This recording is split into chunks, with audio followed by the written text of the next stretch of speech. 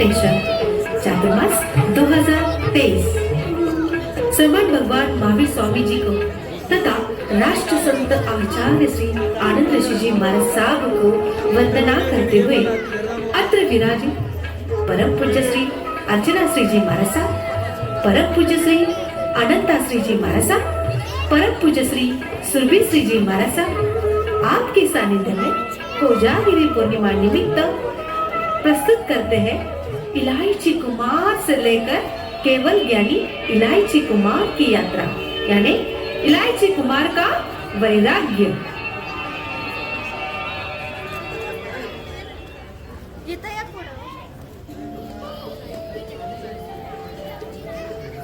जम्बू द्वीप के भरत क्षेत्र में एशिया खंड में भारत देश है। अपने भारत देश में एक छोटा सा गांव है। एक बार उस गांव में साधु भगवंत आए थे। उनका उपदेश सुनकर एक ब्राह्मण और ब्राह्मणी को वैराग्य आया और वो दोनों आगे जाकर दीक्षा लेते हैं। और जो ब्राह्मणी साध्वी बनी थी उसको अपने मैले कपड़े देखकर मैले कपड़े की घृणा आई और वही उसने नीच गोत्र का बोध किया। आयुष्य पूर्ण करके दोनों देवलोक में जाते हैं। ईलावर्धन नाम का एक बड़ा नगर था। वहां पर इभ्य नाम का एक सेठ और धारणी नाम की सेठानी रहती थी। दोनों को पुत्र न होने के कारण उस सेठानी पुत्र के लिए ईला देवी की आराधना की। ईला देवी की कृपा से धारणी गर्भवती रही। ब्राह्मण का जीव बेटे के रूप में जन्म लिया। भव्य जन्मोत्सव मनाकर उस बच्चे का नाम इलायची कुमार रखा गया। तो आज आपके सामने प्रस्तुत करते हैं इलायची कुमार का वैराग्य।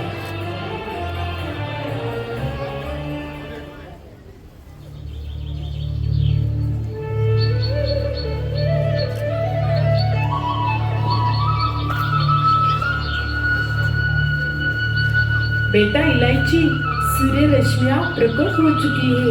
पशुओं का समूह जाग उठा है। प्राणी मात्र कार्यरत हो गए हैं। और बेटा, तुम अब तक सो रहे हो। उठो लाल, उठो। मधुर कलेवा तैयार है। चलो जल्दी। नहीं नहीं, मुझे नहीं उठना है। जब तक मेरी प्रतिज्ञा पूर्ण न हो तब तक मैं अन्न जल लेना तो दूर, मगर सिर भी ऊपर नहीं करूंगा माँ। अरे इलायची, आज क्यों इतने देर तक सोए हो? निश्चित ब्रह्म मुहूर्त में उठने वाले आज निश्चिंतता से सुस्त बने क्यों सोए हो? माँ उठा रही है फिर भी उठते नहीं हो। उठो बेटा, उठो।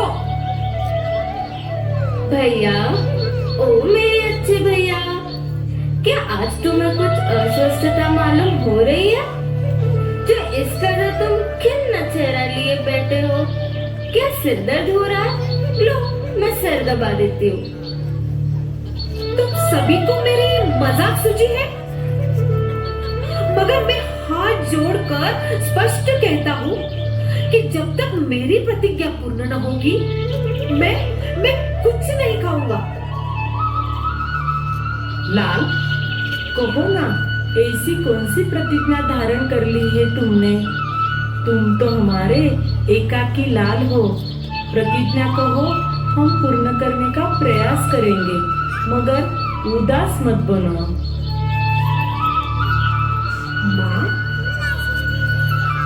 माँ, नगर के बाहर नटों का एक खेल आया है ना?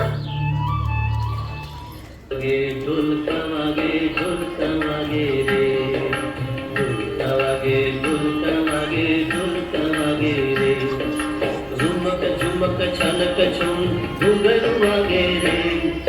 झुमक झुमक छनक छुम घुंघरू आगे रे। ढुलका आगे, ढुलका आगे, ढुलका आगे रे। तो क्या तुम्हें देखने जाना है? तो जाओ ना लाल, हमारी अनुमति है। इसके लिए मुंह क्यों उतारते हो? नहीं माँ, नहीं। माँ, मैंने कल रात में ही वो खेल देख लिया है माँ। वो खेल अत्यंत रसिक था। उन नटों की कन्या तो उसे देखकर मेरा पागल मन उसे पाने को मचलने लगा है माँ। और वह रूप सुंदरी मेरे मन मानस में बस गई है माँ। बस मुझे उसी से ही शादी करनी है माँ।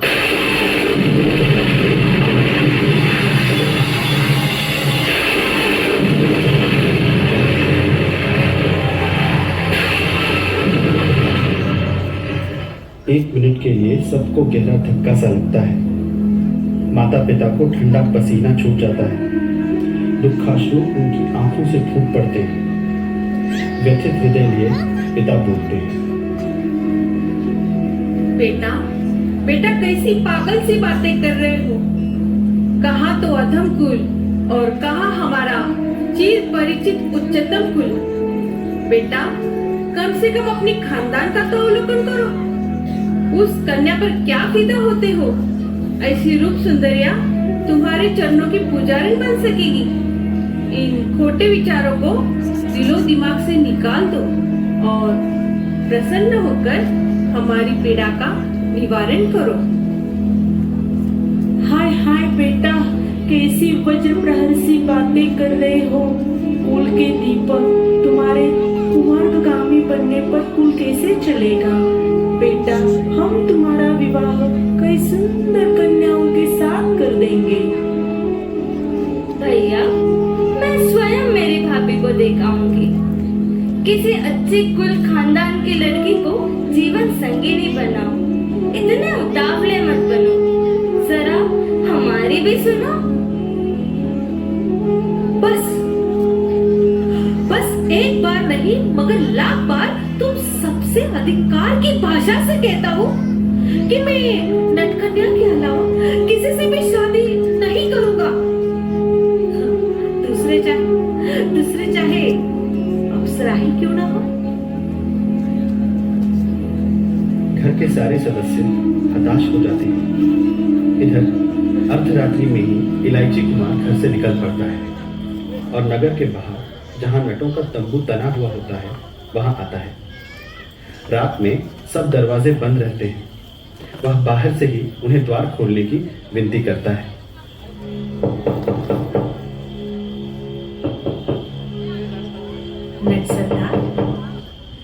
नट सरदार, मेहरबानी करके द्वार की अरगला खोलिए।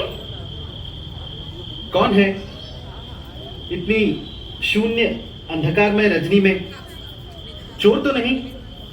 हाँ नट सरदार, मैं धन वैभव लुटने वाला तो लुटेरा तो नहीं हूँ, लेकिन नट सरदार आपकी कन्या की इच्छा करने वाला मनस्वी दिल चोर हूँ।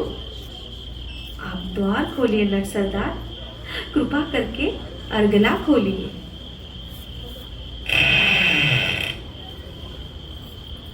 अरे असमय में कैसी बात कर रहे हो? अपनी जाति आदि तो बताओ। मैं इसी नगर में स्थित सेठ का लड़का हूँ। जब से मैंने आपकी कन्या को देखा है तब से मुझे उसके लाली ने बेईमान बना दिया है और मैं उसके साथ विवाह करना चाहता हूँ नट सरदार। ओहो, कैसी अनहोनी बात कर रहे हो। कहा तो तुम सेठ के अंगजा और कहा हम गली गली में पैसों की खातिर रूप यौवन बेचने वाले तुच्छ नट लोग। आपका और हमारा कोई मेल नहीं हो सकता। ऐसी असंभवता और अधीरता की बात न करो नट सरदार। हे महानुभवी, सच कहता हूँ, अगर मुझे आपकी कन्या न मिले तो मेरे प्राण पखेरु चंद ही घंटों में शून्य गगन में मुक्त विहार करने लगेंगे नट सरदार। मैं एक क्षण भी जीवित नहीं रह सकूंगा नट सरदार। अरे भाई, यह कैसी बला? हमारा व्यवसाय कितना कठोर और श्रमयुक्त है इसकी कल्पना भी है। जरा शीतल दिमाग से सोचिए। उसे पाने के लिए मैं कठोर से कठोर साधना करूंगा नरसरदार, मगर मुझे निराश न बनाए नरसरदार। मैं आज्ञा के दीपक में अरमानों का तेल भरकर लाया हूँ नरसरदार। अब उसमें आपकी कन्या की प्यार की प्रकाशमय ज्योति प्रज्वलित होने दीजिए नरसरदार। अगर हमारी कन्या को पाना चाहते हो तो तुम्हें नट बनना होगा, साथ ही बड़ी कोमलता को त्याग कर जी जान से श्रम करने के लिए कठोरता धारण करनी पड़ेगी। और यह कठोर साधना 1-2 वर्ष तक नहीं, पूरे 12 वर्षों तक अप्रमत्त होकर करनी पड़ेगी। मुझे आपकी समस्त शर्तें मंजूर है। लो मैं आज इसी घड़ी से वनिक वृत्ति को त्याग कर नट बन रहा हूँ नरसरदार। मगर आपको एक बात कहना चाहता हूँ। मेरा मनोरथ जल्द ही पूर्ण होगा। क्या कहा? शादी? बिल्कुल नहीं। यह कोई बच्चों का खेल नहीं है कि हम तुम्हारी इतनी जल्दी शादी कर दें। शादी तो नहीं, लेकिन जब तक तुम हमारी अंतिम शर्त पूर्ण न कर दोगे तब तक 12 वर्षों तक कन्या के साथ रहकर भी तुम्हें पूर्ण संयमी साधक की तरह जीवन बिताना होगा। समझे हमारे कथन का आशय? आपकी अंतिम प्रतिज्ञा कौन सी है नरसरदार, कि जिसे पूर्ण किए बिना हमारे अरमान साकार न हो सकेंगे? शीघ्र बताइए नरसरदार, शीघ्र बताइए। देखो, 12 वर्षों तक तुम्हें हमारी नटकला सीखनी होगी। उसके बाद किसी बड़े राज्य के राजा को अपनी कला का प्रदर्शन करना होगा। वह इतना प्रसन्न होना चाहिए कि हमारी 7 पीढ़ियों तक को पूरा पड़ सके, इतना धन तुम्हें दे दे। तब हम तुम्हारी शादी अपनी कन्या से करेंगे। अगर सारी बातें तुम्हें मान्य हो तो कदम आगे बढ़ो, नहीं तो आए वैसे चले जाओ। मुझे सब शर्तें सहर्ष मान्य है। तो फिर सहर्ष रहिए और हमारी कला सीखिए। ओ सुन व्यापारी मूर्ख भारी बालक नहीं खे। ओ सुन व्यापारी मूर्ख भारी बालक नहीं खे।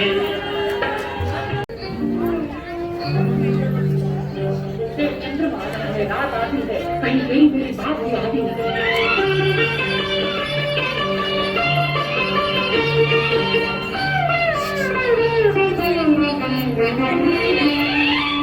आता है चंद्रमा रात आधी, आता है चंद्रमा रात आधी। जग जाए तेरी मेरी बात आधी, मुलाकात आधी। आता है चंद्रमा रात आधी, जग जाए तेरी मेरी बात आधी, मुलाकात आधी। आता है चंद्रमा।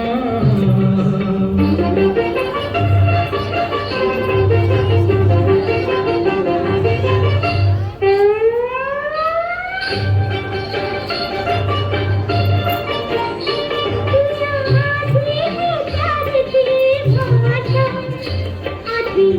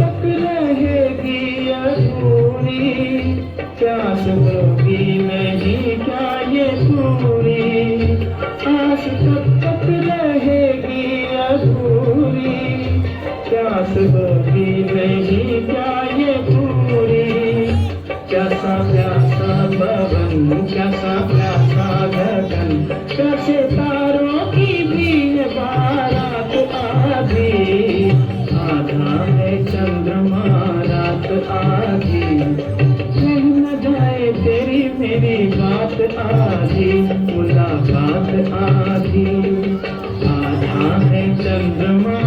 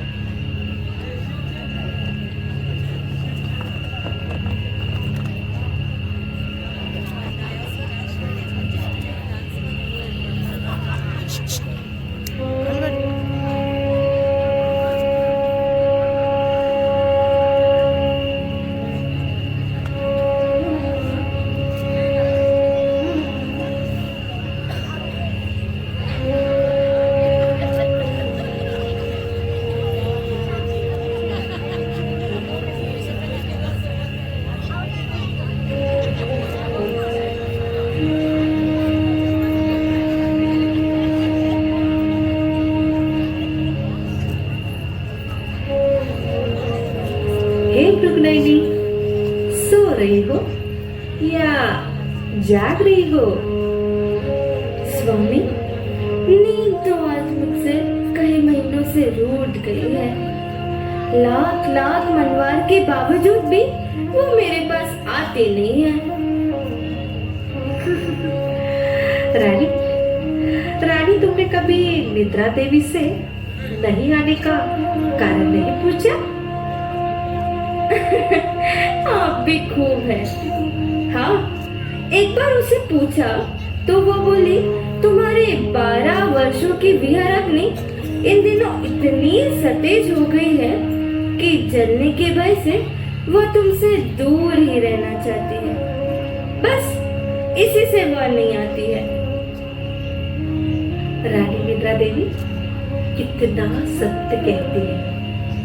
ऐसे मनोरम वातावरण में पूर्णिमा का चांद हमारी व्यवस्था पर देख के हंस रहा है।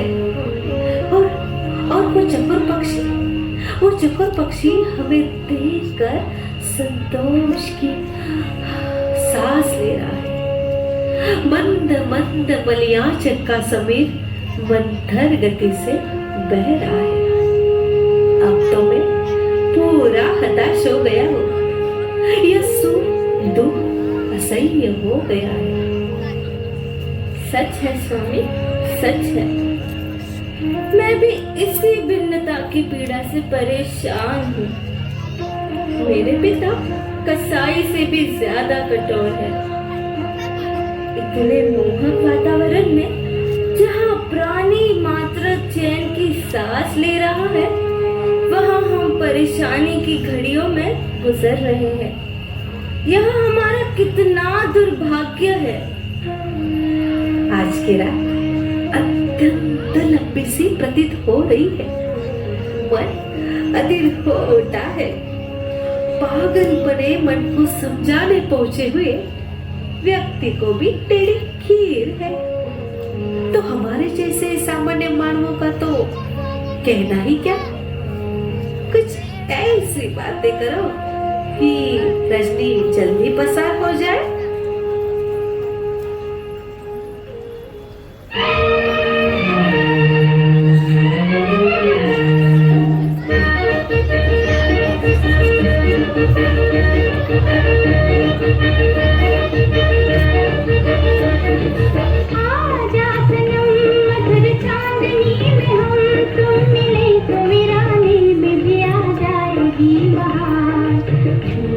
लगेगा तुम्हारा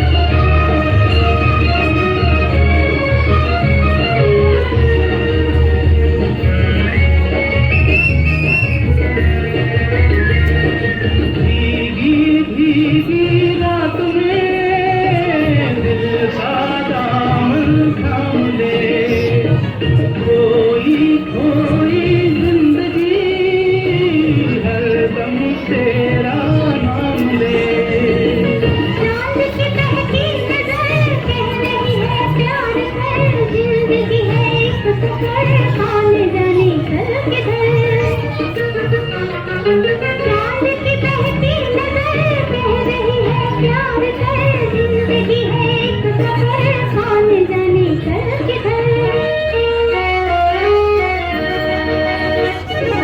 आजा सनम मधुर चांदनी में हम तुम मिले तो मिलाने में भी आ जाएगी बहार, झूमने लगेगा आसमां,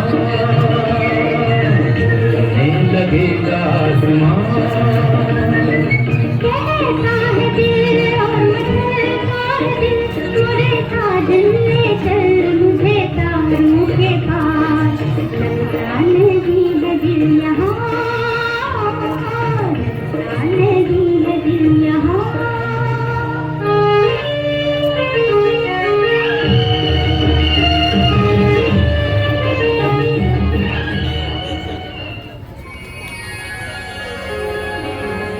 सुनिए, अभी मत बनिए, अब वह घड़ी वह पल शीघ्र ही आने वाला है कि जिस क्षण हमारी 12 वर्षों की मनोवता मिटेगी। इतने वर्षों तक धीरज रखा है तो 12 घंटे और धैर्य रख लो। कल सवेरे तो महान जनता के समक्ष आपकी मोहक कला का प्रदर्शन होगा।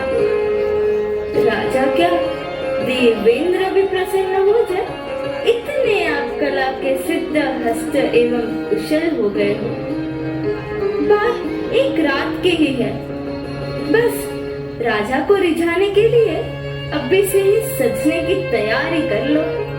चलिए। जैसे तैसे रात पसार होती है। दूसरे दिन बड़े महाराज के प्रांगण में खेल का इंतजाम था। आज नट नटवी अति प्रसन्न थे। नटवी ने अपने कोमल करों से नट का अलौकिक श्रृंगार कर दिया। स्वयं ढोल बजाकर नाचने लगी। स्मित नयनों से नट को देखने लगी।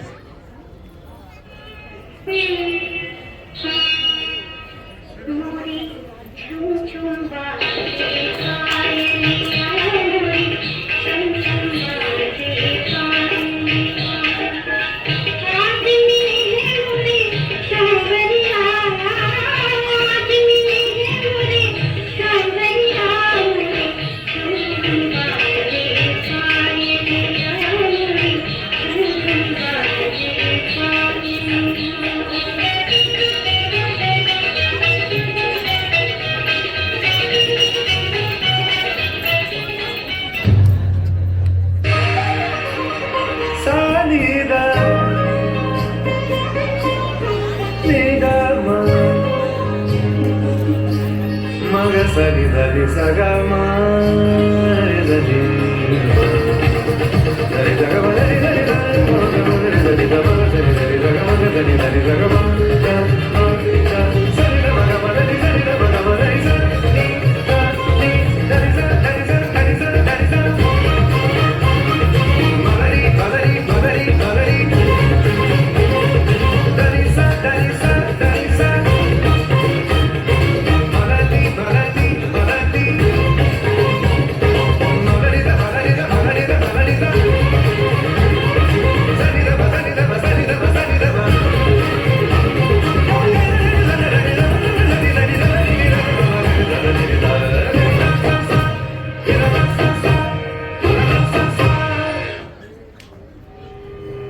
नवा नवा कई खेल करीने, नवा नवा कई वेश धरीने, नटवर मस्त थईने नाचे लाची कुमार, नाचे लाची कुमार।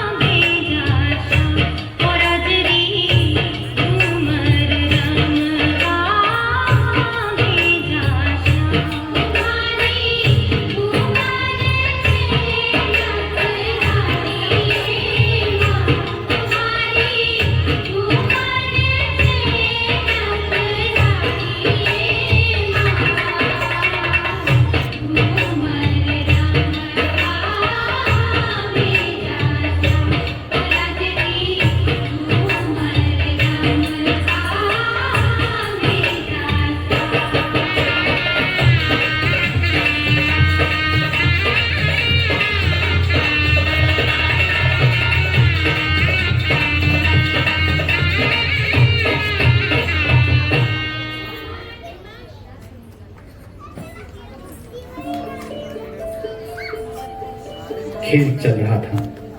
राजा रानी सब देख रहे थे। उधर स्वयं राजा नटकन्या के सौंदर्य पर मुग्ध हुआ। वह उसे पाने की इच्छा करने लगा। खेल पूरा होते ही नट राजा से इनाम पाने की आशा से सलाम करता हुआ कहता है, राजा को मेरा प्रणाम है। हुजूर मेहरबानी के इच्छुक है। अरे क्या कहा आपने? अभी अभी युवक नटराज। यही कि हम पामरों पर आपसरे की कृपा दृष्टि चाहिए। क्या यह खेल पसंद आया है ना आपको? हाँ हाँ, खेल। मगर नटराज, मेरा तो तुम्हारे खेल के समय समस्त ध्यान राज दरबार में लगा हुआ था।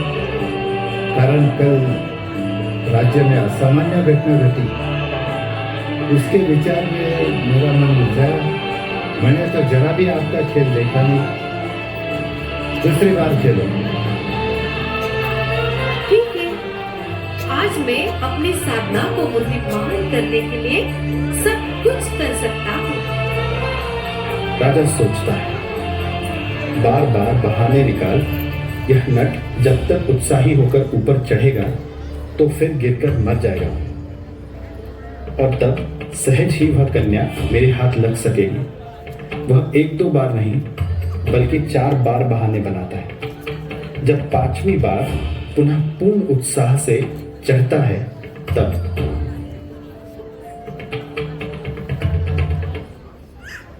स्वामी, निराश मत बनिए। इस बार तो राजा का मन अवश्य पिघलेगा। पूर्ण उत्साह से खेल खेलिए। प्रिय, जहाँ 12 वर्षों तक कठोर साधना करने में इलायची हारा नहीं, तो यहाँ कैसे हार सकता है? वह तुम्हें पाने के लिए आसमान का चांद धरती पे ला सकता है, और उसे चाहिए सिर्फ और सिर्फ तुम्हारी उत्साह भरी प्रेरणा। लो, अब मैं 5वीं बार चढ़ रहा हूं।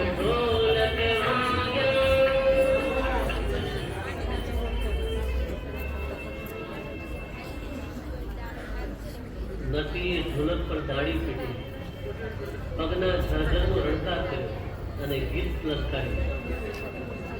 બે બાજુ બે વાંસ રોપીને વચ્ચે દોરી બાંધી છે. કે દોરી પર ચડીને ઇલાજી કુમારા જાત જાતના ખેલો કરવા લાગ્યા.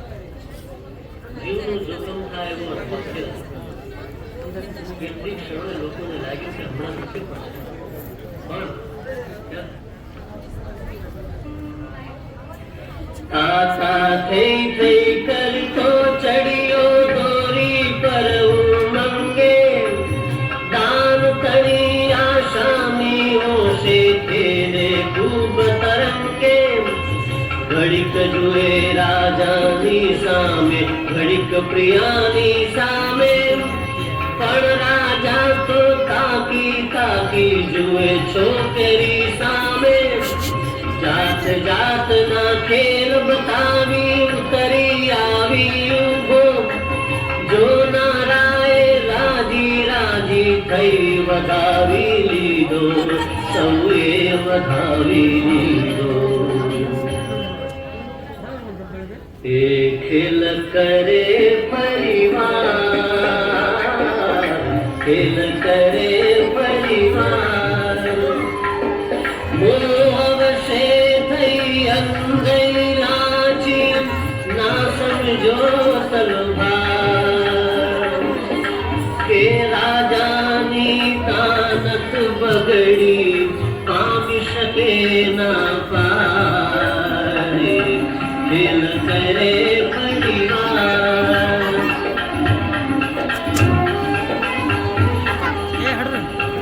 निराश थईने खेल करता, चूकी जाय पड़वा. सोया नकड़ी ने हूँ पाऊं, राजा करे विचारे.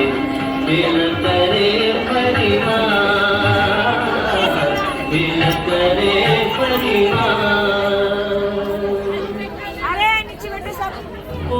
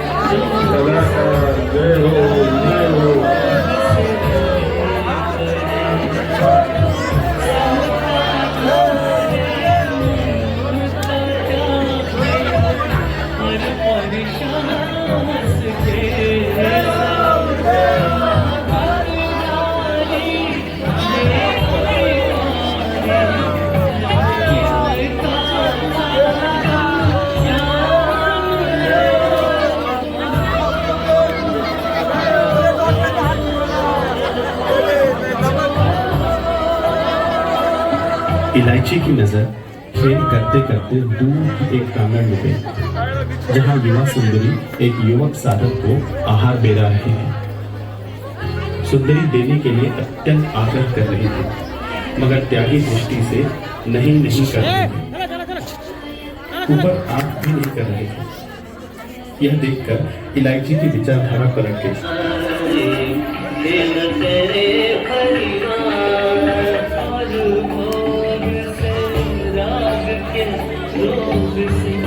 मिलन वियोग से रहे परे, समता धारे ममता त्यागे, हर परिशास के सरे, महाव्रत धारी ये अविकारी, धन जिनका आगम ज्ञान है।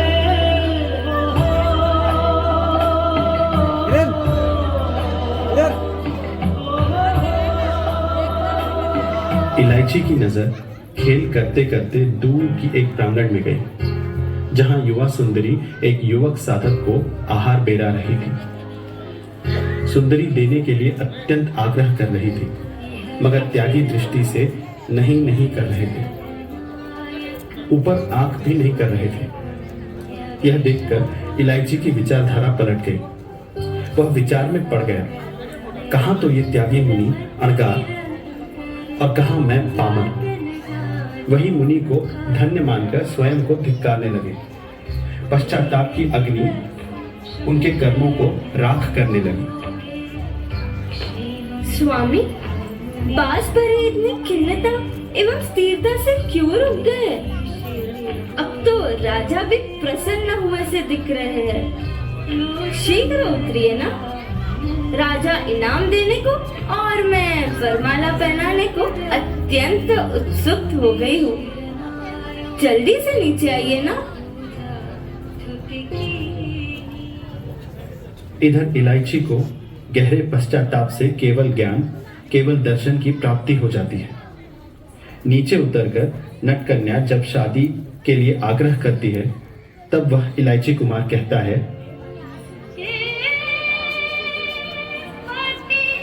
मुझको तो बहन बनाना है। हे आत्म सुधारक बहन, आज तक मैं भ्रम करती, मेरे मानस के विषय विकारों पर मोह का घना पर्दा पड़ा हुआ था। परंतु आज वह ज्ञानी गुरु के समागम से हट गया। इतने दिनों में मैं तुम्हारी लाली का प्यासा था, मगर आज मैं समझ गया कि यह लाली कितनी अस्थिर एवं घृणित है। बस अब तो अज्ञान हट गया। अब मैं आत्मा से परमात्मा की मंजिल पर पहुंच गया हूँ।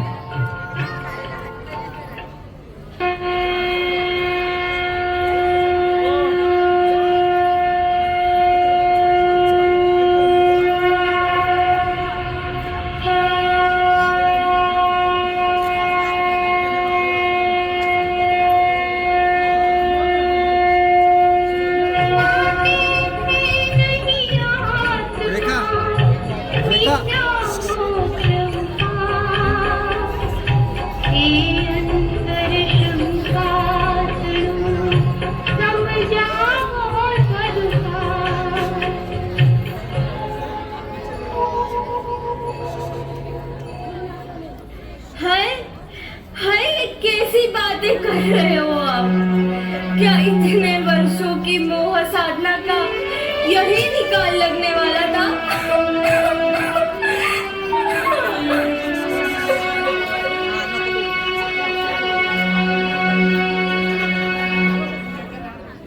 नटवी कन्या रुदन करते हुए मूर्छित होकर गिर पड़ती है, पुनः सचेत होकर पश्चाताप करती है। आत्मिक पश्चाताप से उसे भी केवल ज्ञान की प्राप्ति होती है।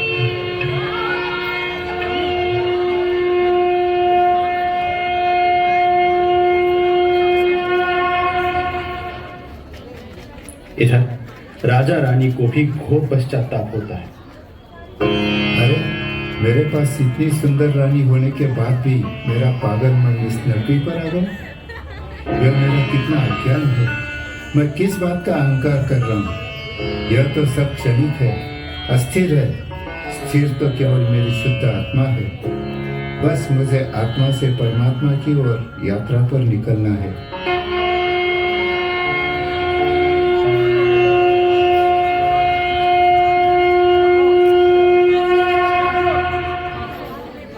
अरे यह संसार कितना आसान है। मैंने मेरा पूरा जीवन मेरे राजा को समर्पित किया, लेकिन इनका मन तो नटवी को लगा। यदि मैं यह जीवन प्रभु के चरणों में समर्पित कर देती तो मेरा आत्मा का कल्याण होता था। तो आज मैं इसी वक्त से मेरा पूरा जीवन समर्पित करती हूँ। अरे इस इलायची को भी केवल दान हुआ, नटवी को भी केवल दान हुआ, राजा को भी केवल दान हुआ। तो मैं इस संसार में रहकर क्या करूं? मैं भी आत्मा से परमात्मा बनने की राह पे चलती हूँ।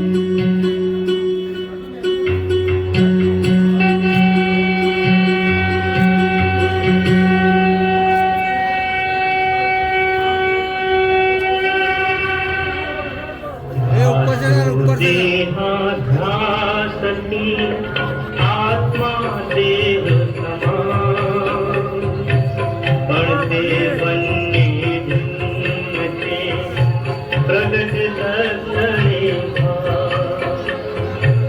भाषो देहाध्यासती आत्मा देह समान, बढ़ते बनने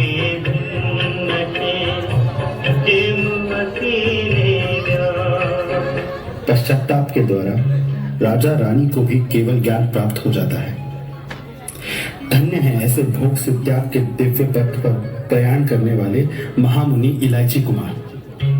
हम इससे प्रतिबोध लें, कर्म करते समय हर कार्य को विवेकपूर्ण करो, और यह विवेक कार्य प्रभु ने बताया है।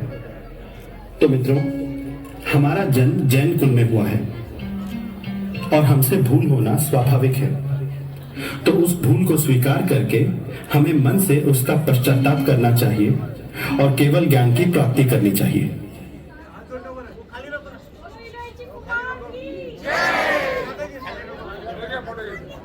तो आज आपके